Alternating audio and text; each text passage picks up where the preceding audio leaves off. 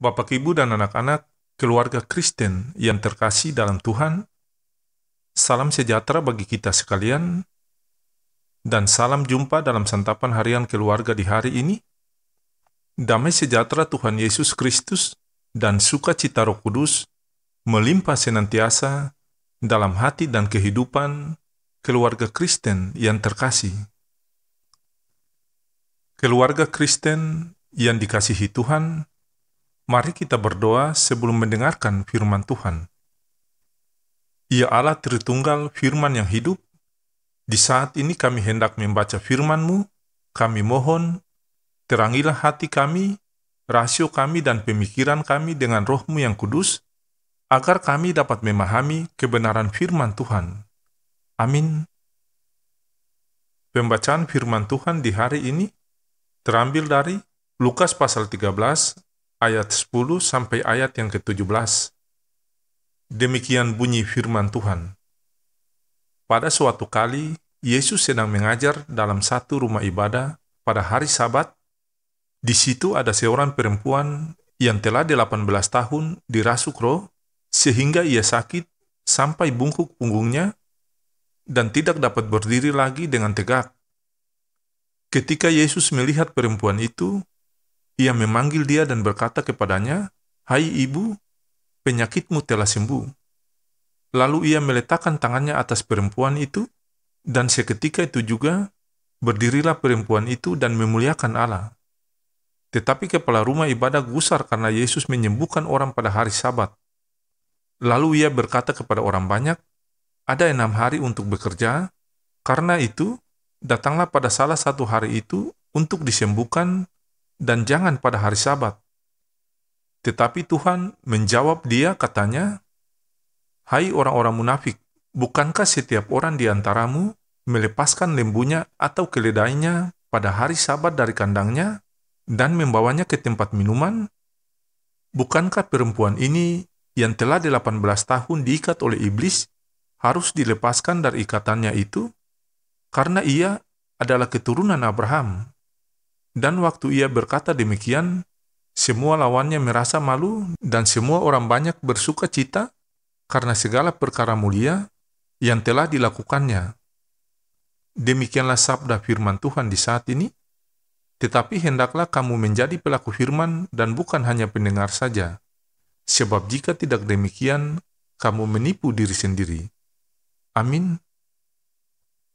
Keluarga Kristen yang dikasihi dan diberkati Tuhan, judul santapan harian keluarga di hari ini, kekuatan cinta mendasari hukum. Keluarga Kristen yang dikasihi dan diberkati Tuhan, beragama dan beriman berbeda satu sama lain. Orang beragama belum tentu beriman. Sebaliknya, orang yang beriman belum tentu beragama. Alangkah indahnya jika beragama sekaligus beriman. Apa yang terjadi akhir-akhir ini perihal kekerasan agama yang dilakukan oleh oknum atau kelompok tertentu cukup menarik dan memprihatinkan.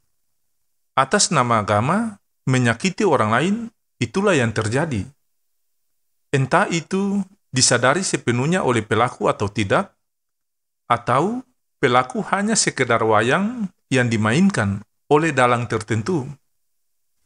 Keluarga Kristen yang diberkati Tuhan, sabda Tuhan Yesus hari ini mengkritik orang-orang munafik yang berpegang teguh pada peraturan tanpa dijiwai oleh iman dan cinta kasih.